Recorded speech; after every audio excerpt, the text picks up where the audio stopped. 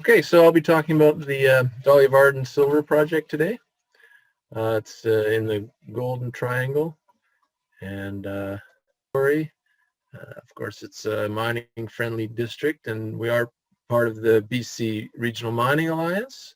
So that's between the BC government, industry, and First Nations. So the Nisga'a work with us closely, and we have about over a third of our crew down in camp is Nisga'a. You can see all the other players in the Golden Triangle. Zooming in on the project here, it's very well established infrastructure-wise. We have a road leading from Tidewater at Alice Arm up to the property, 28-kilometer road that was built on the old narrow gauge railway that went to the Dolly Varden mine in the 20s. There's also a road from Kitsault that was built to service the Kitsault Moly mine, and that's about 130 kilometers to Terrace. That's down in the southern part of the screen here. As well, a power line comes into Kitsault that goes right into town, so that's 30 kilometers from our property. So Dolly Varden is in red here, and I just wanted to show this to show that Hecla has a large land position around us, as well as Fury, formerly Oran. They have the Homestake Ridge up to the northwest of Dolly Varden. And our deposits are shown here with the little flags. So this is a large belt that runs over 50 kilometers with gold and silver. We also have in Kitsault, it was a proposed LNG site, so there is a proposed deep water port that could be built at any time. So we do drive up and down the road. It is a dirt road, and we have a staging area on our property. So it's helicopter supported for the exploration work, but we are able to support it from a closer distance by using that road.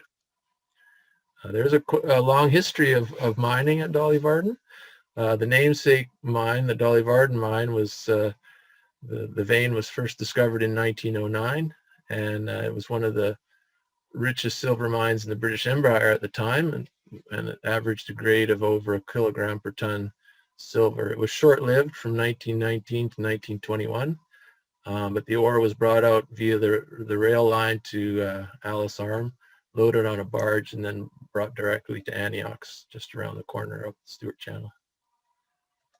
And then later on, the Torbert mine opened up. There was a small operation in the 20s, but the main Torbert mine opened up in 1949 and continued to 1959. And there the average grade was about 500 grams per ton silver and about 0.5% lead. And this ore was processed on site, so there's a ruined or a old mill site there that's all dilapidated and collapsed down. And these tunnels were rehabilitated in 2012 and 2013, so we can go back in there and set up for underground drilling when we want to. The current mineral resource at Dolly Varden is about 32.9 million ounces of silver in the indicated and 11.4 in the inferred. And I've highlighted in red here that Torbert is the majority of that resource. So, over 80% of the silver ounces are at Torbert, and that's due to the style of mineralization, which I'll get into in a little bit.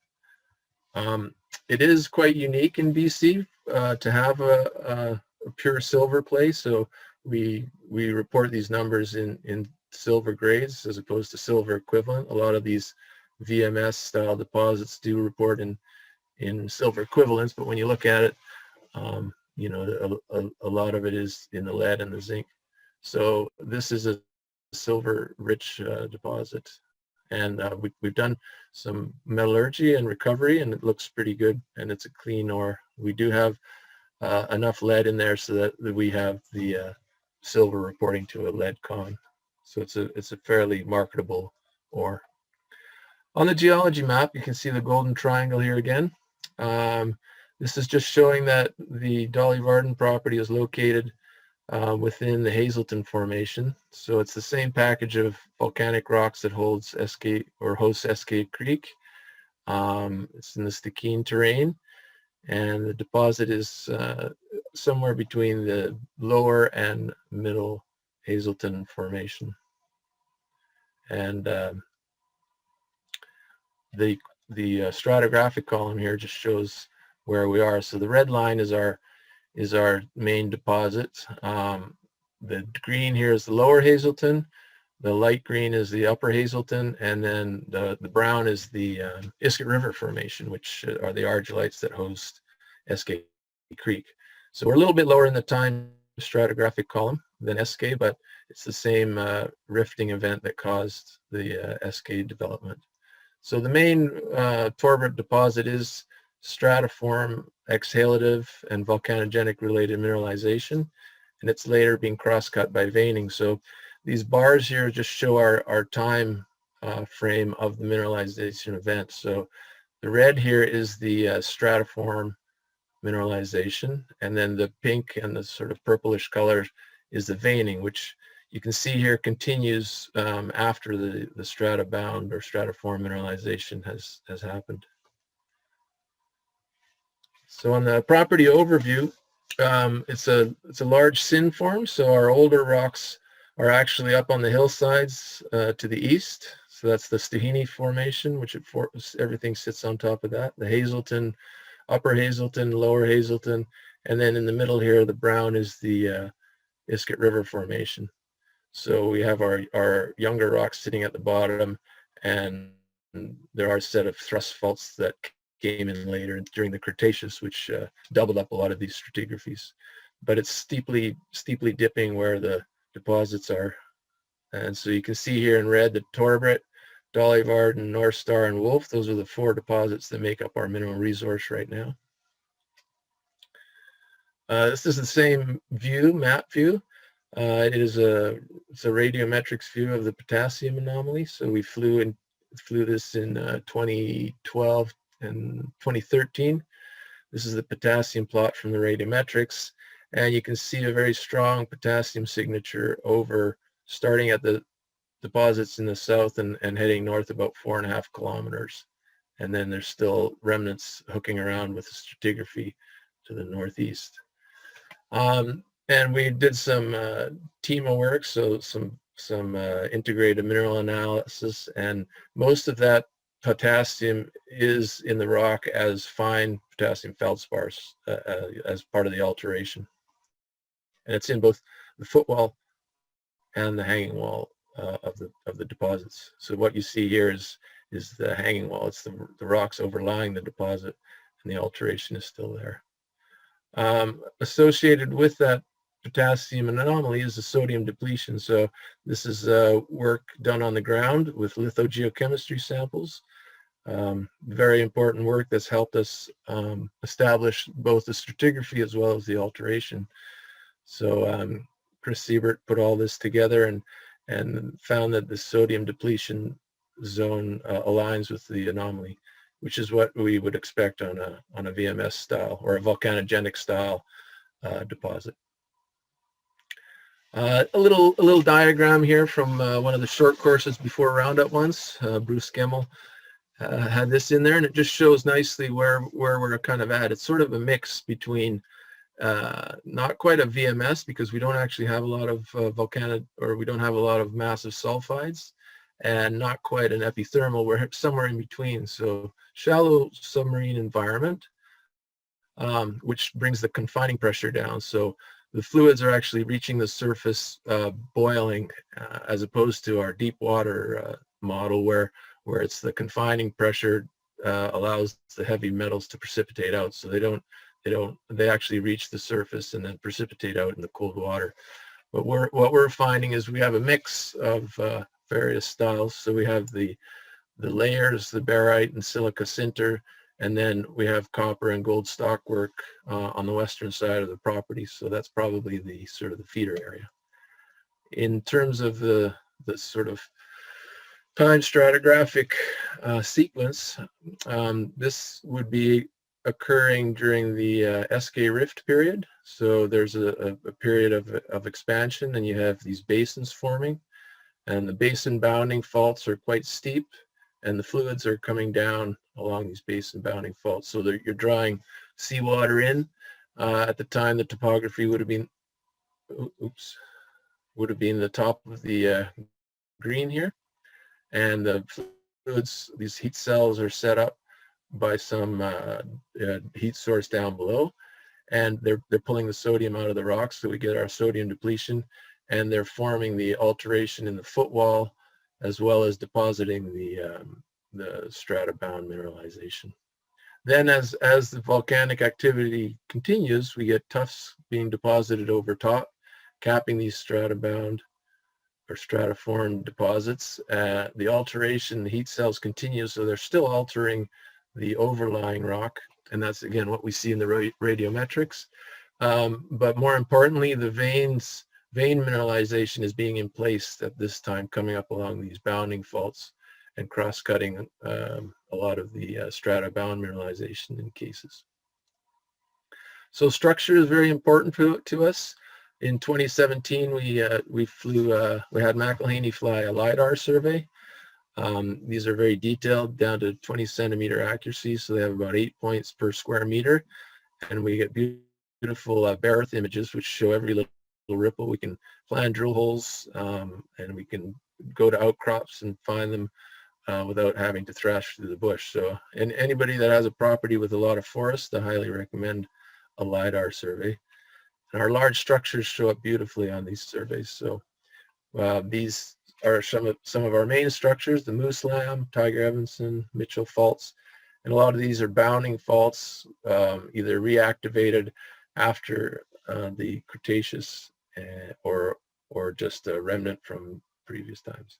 And down here you can see this is where our Torbert deposit is in yellow, and the old road, you can see that on the topography.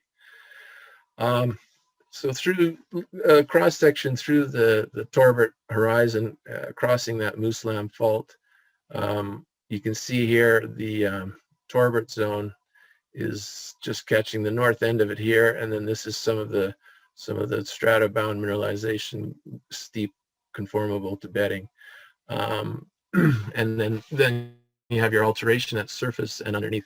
So in 2017, we did some drilling, testing the stratigraphy on either side of the fault, and we came through the fault and noticed we were higher up in the stratigraphy, and the potassium alteration had disappeared.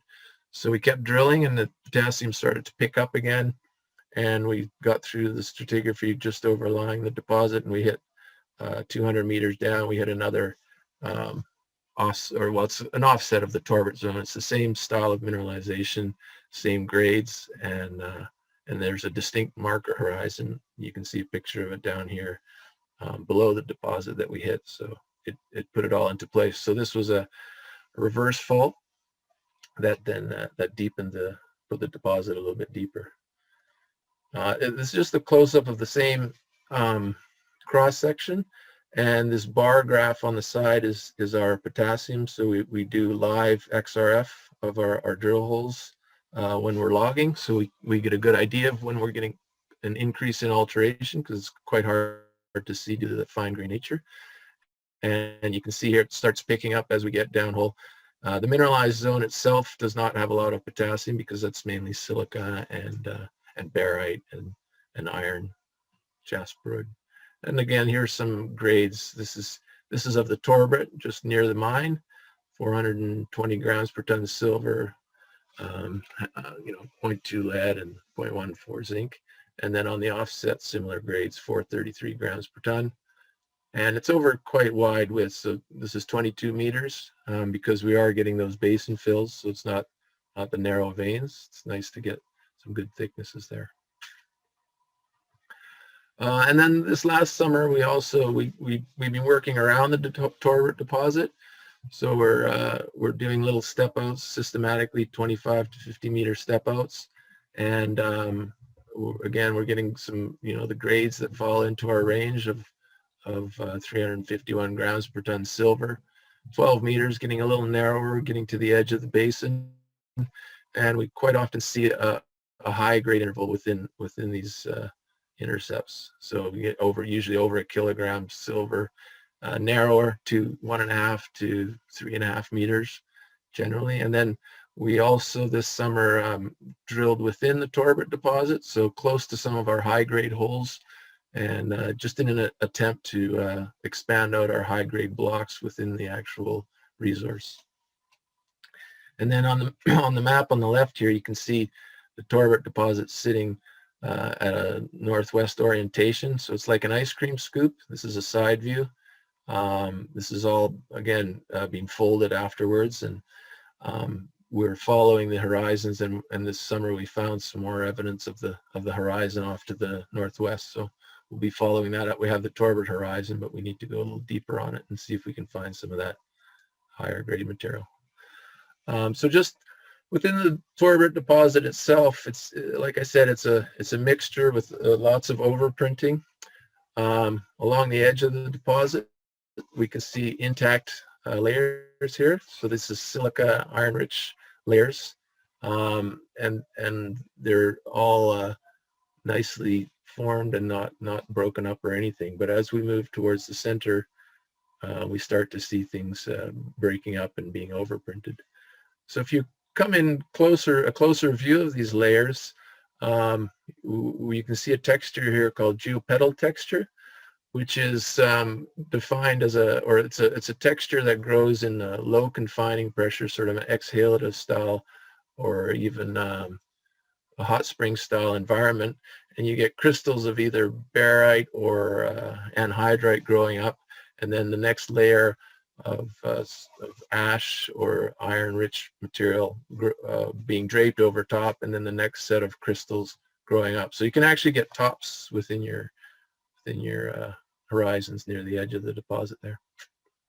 Sometimes we see sulfides, usually quite rare, no more than 20 centimeters wide. Here you can see some pyrite draped over some of these crystals. There's galena and sphalerite in there as well, but it's mainly more of a oxide facies jasperoid quartz.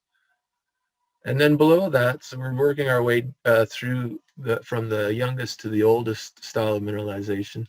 Below that cap, we have the lower mineralized sequence, we call it, and that's more your traditional barite layers, sinters, and you have in with that you have sphalerite and galena, and some parargyrite, ruby silver, and then low temperature monoclinic acanthite, which occurs close to these hydrothermal centers along these bounding faults, which are the feeders.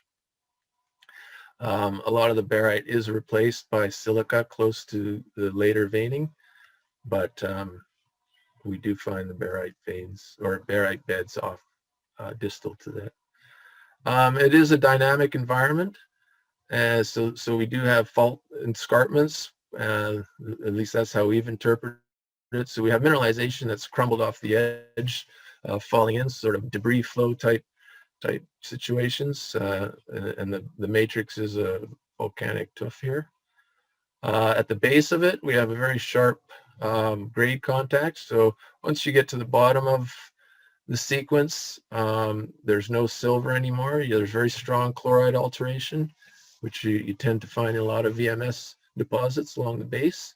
And again, there's all these fragments laying within there. So you have these domes forming, these sinters forming, and then crumbling down underneath. Within the center of the deposit, and what makes up the main area that was mined, called the glory hole, is a epithermal hydrobrecciation, we call it. So this is a brecciation that's come up through the center, almost like a plug. You can see here big blocks of the upper sequence, that iron-rich material, which, by the way, doesn't have a lot of silver in it. It's the lower sequence that carries most of this silver. But you can see these blocks have collapsed down into this breccia. And all the sequences were affected by this. So you see angular fragments of the upper sequence, as well as vein fragments from lower sequence and mixed with barite and replaced by silica, as well as an introduction of galena. And this is the event that really augmented the grades within Torbert. So just another schematic from that that show that or that presentation that Bruce Gemmell did that nicely shows sort of the sequence of events. You have a domes, shallow water environment, your mineralization forming, collapses, and then here you have your later folding and faulting, which in our case happened during the Cretaceous period. So that's that same picture from Torbert on the top, and then this was just an example from Tasmania, which just shows all these blocks falling down into these cliffs. And then after that, or at the same time, and then continuing afterwards, is the epithermal vein events. So the Dolly Varden vein, up until now, we've interpreted as epithermal vein. It's quite steep. Again, it's quartz and pyrite, lots of pyrite. We have galena and sphalerite, argyrite, ruby silver. You can see that wisping through here, as well as native silver. And some of these grades from Dolly Varden were in the percentage silver. They could barely pull the rocks apart because there was native silver holding them together. And that Dolly Varden, also typical of epithermal, is as we go deeper, the silver grades start to decrease, but we do get an increase in base metals. So that's our lead and zinc starts to increase.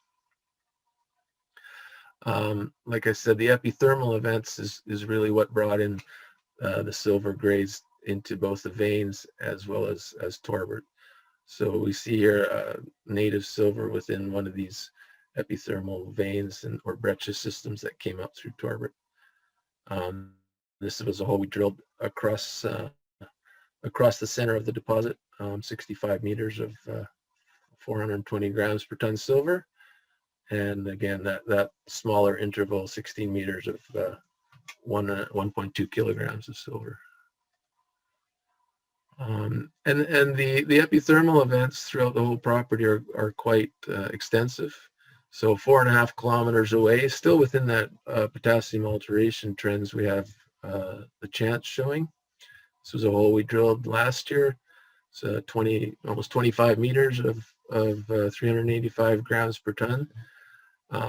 But again, this is not a clear-cut vein because we do find massive barite near it. So it could be a similar situation as Torbert, where we have these epithermal events cross-cutting what was a pre-existing strata-bound silver deposit. And again, we have that interval of shorter interval of over a kilogram coming from these systems. So the whole property. The alteration from the mines to the north is about 4.5 kilometers. It's mainly silver we're looking for on this western side, and we are continuing to follow that stratigraphic horizon along. And this year we did find it again halfway between Wolf and the Torbert deposit. So we'll be expanding on that in the next few years, hopefully finding some more of these basins. As in a lot of these VMS deposits, there's numerous basins that usually add up to your resource in the end. But in addition to that, like I said, the western side shows more of a higher temperature gold copper signature. So more that would be deeper down in that model where those metals are the first ones to precipitate out. So those values are that whole alteration and those gold values are coming down from Homestake Ridge, which Fury recently had a PEA on that. So they have over 1 million ounces of gold there, and I think about 30 million ounces of silver. So the silver is extending up there, but we have this whole western edge here where we'll be looking for more gold. And there are historic resources at Chance and Moose Climax down in this area that we'll have to be drilling to upgrade. So we have our gold side and we have our silver side. This is the potassium again, so you can see the western side does have a strong potassium signature as well, but that's from more of an intrusive heat source. So it's a higher temperature quartz, pyrite, and sericite signature. And we'll be doing more structural work on that side to try and find focal points for this gold mineralization. And then besides the Dolly Varden veins and and strata-bound systems. We also have a porphyry called the Big Bulk, which is about 5 kilometers to the east. It's a separate property, but it's related in this little diagram here from 2018. MDRU and the BCGS did some work along this whole trend. And you can see Big Bulk is a Triassic-Jurassic age copper gold porphyry, which sits off to the side of Dolly Varden, so could be the heat source for our VMS systems, similar to the way SK and KSM are associated.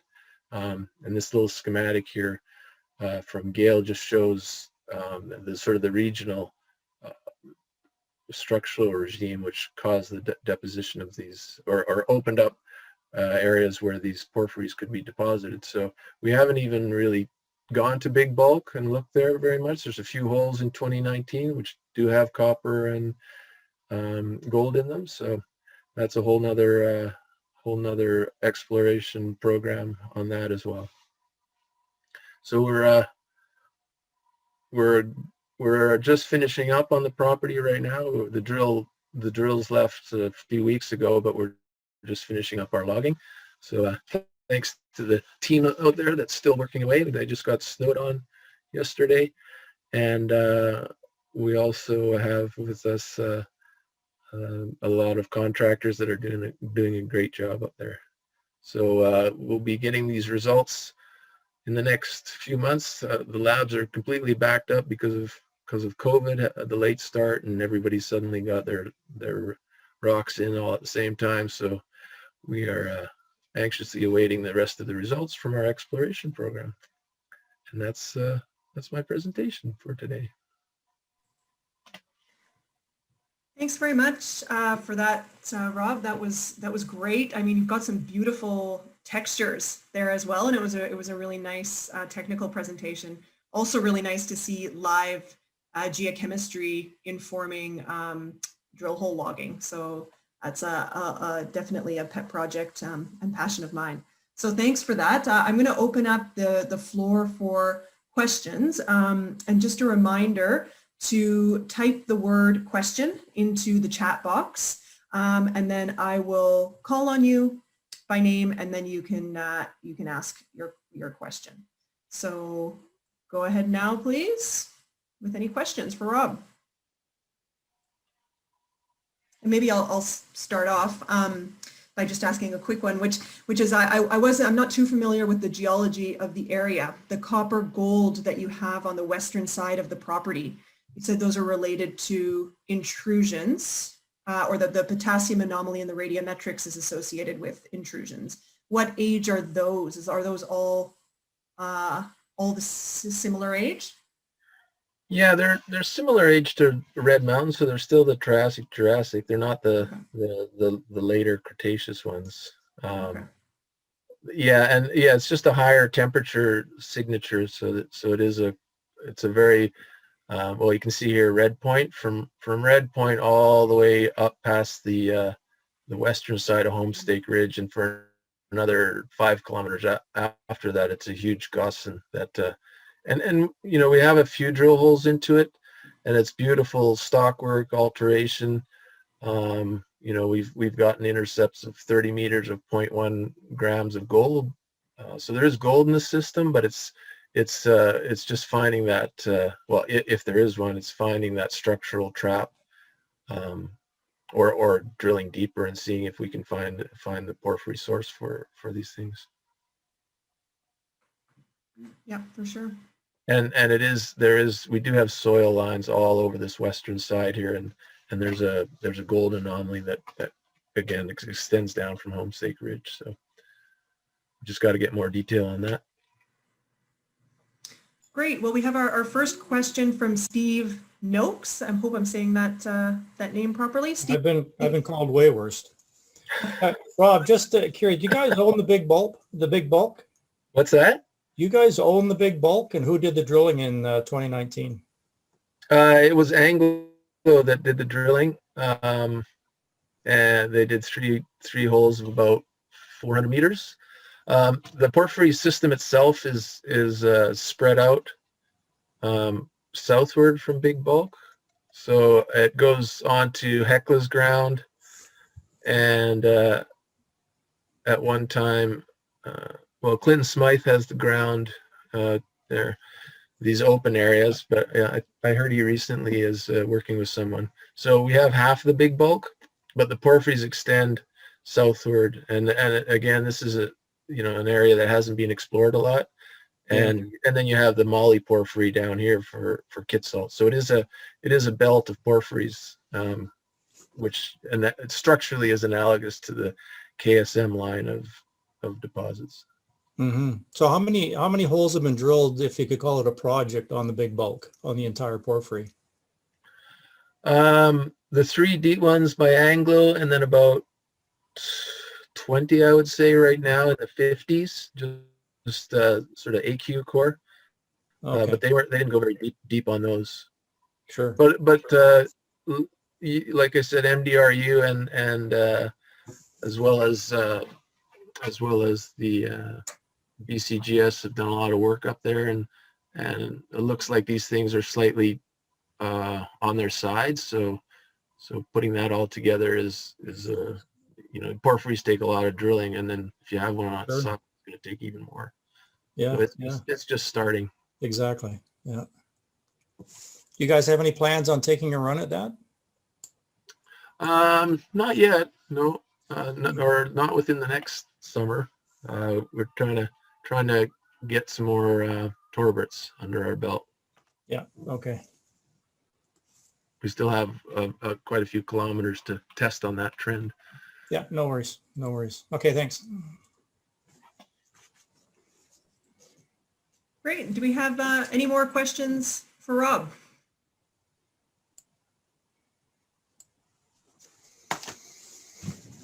I'll ask another one in the meantime. You said there was an area that MDRU and the BCGS had done some work. Which area was that? Well, the BCGS is remapping a lot of this section north of us and all the way out to the east here. So it was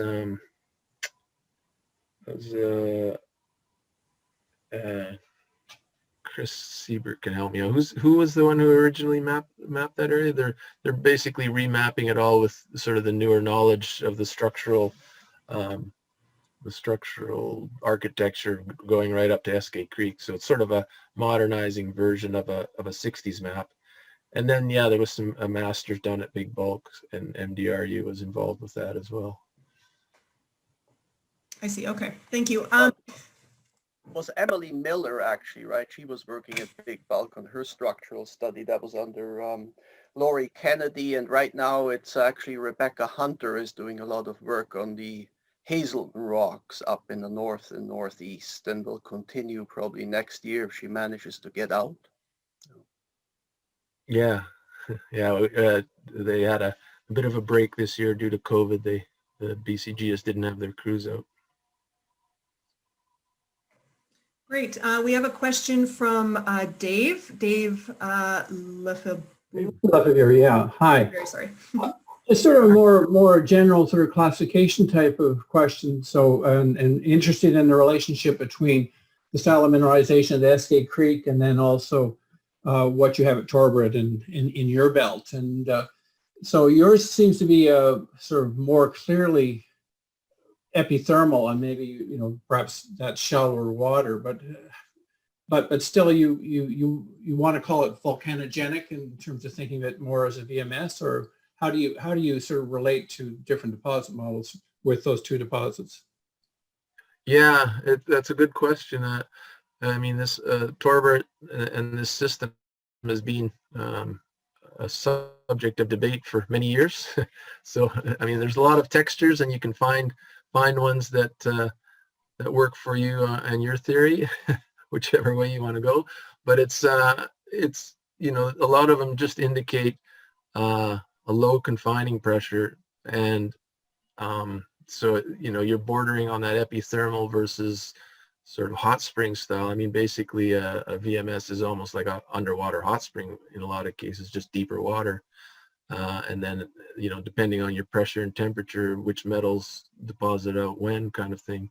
So, I'd like to just call it a hybrid right now, because there's definite features which point towards volcanogenic, where it's related to the volcanic activity. It's stratiformed. You find the same sequence in the same order, so it was put down in a certain order, and that can only be done, with an open surface. So, and then it's all messed up with epithermal activity afterwards, and then you've got your folding and faulting. So it's complicated for sure. Yeah, no, that's great, Rob. Thanks. I do think it's intriguing there. I think that it belongs to a larger family of deposits that have not necessarily been recognized out there, which are transitional from VMS. So I like the term hybrid. So I would agree with that. Thanks for the answer. Thanks for an excellent talk. Thank you. And we have another question from Michael Gray, which is, what is the range of carbonate phases, any manganese carbonates? The carbonate phases, we don't, in terms of in the stratigraphic sequence, we don't have a lot of carbonate rocks. But in terms of the deposits, there, as you get distal, there is an increase in calcite, but yeah, there's not a lot of carbonate in the system. Does that answer your question?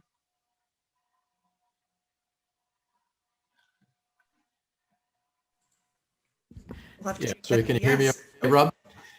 Oh, there you are. I seem to recall, I guess, more carbonate at the VMS horizon in and amongst turbid. I might be wrong, but just having been there in the past, I thought there was quite a decent thickness, and I just wondering if there's been I guess I might be wrong, but my takeaway when I did a site visit maybe 6 years ago or so was that there was a fairly prominent carbonate component to the system as a exhalate, chemical sediment. Yeah. Perhaps there was the trout horizon. Are you thinking of that? Maybe that's what it was. Yeah, you can see on this map, it's a little higher up in the stratigraphic sequence, but that Okay. really has a lot more carbonate in it. But Okay. yeah, Torbert itself, it has a little bit, but a lot of it is silica. If you look even on the XRF under calcium, it drops right off in the actual mineralization. Okay. Yeah, it's probably the trout that I was thinking of. And, I seem to remember in the core, it got up to like 60 meters thick in some locations. So it was fairly impressive in terms of that volume. Yeah. And that one is less disturbed as well. You can follow it a lot longer. And I mean, the Kaminko back in the 80s did some drilling on that, and Jerry Blackwell did some nice stratigraphic correlations between the different holes, and there's a nice carbonate sequence in there for sure. Okay. No, thanks. Appreciate that. And we have a question from Marshall. Go ahead. Hi, Rob. Great talk. I just had a question about whether you see similar examples of this. So following up on Dave Lefmeter's question, there are examples where we see transition from VMS to epithermal, not only sub-sea floor, but as they become aerial. And but have you seen others, and those are normally gold rich, do you know of others around the world that are silver rich like this?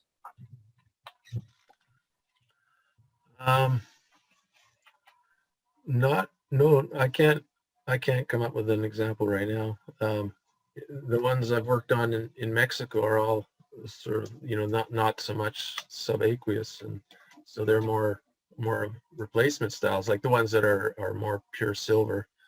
Yeah. But that does make Dolly, Varden, and Torbert quite unique. Just It does make it very, very unique. cleanliness of the silver, I guess that's all there is. There's absolutely no gold whatsoever in any of the assays from Torbert. Gold doesn't show up until you're drilling over on the western side there. Yeah, it's an interesting one. I mean, there's got to be some specialized mechanism to separate gold and silver out that we're just not on top of yet. Yeah, just the different boiling points. If you know, maybe there was an event that capped it very quick and suddenly the boiling point moved up, or I'm not, you know, it's hard to explain it. Okay, thanks. We're the silver lining on the golden triangle. Is that the new motto for the website? That's, I will give another 10 seconds for questions and then let you off the hook. Last call.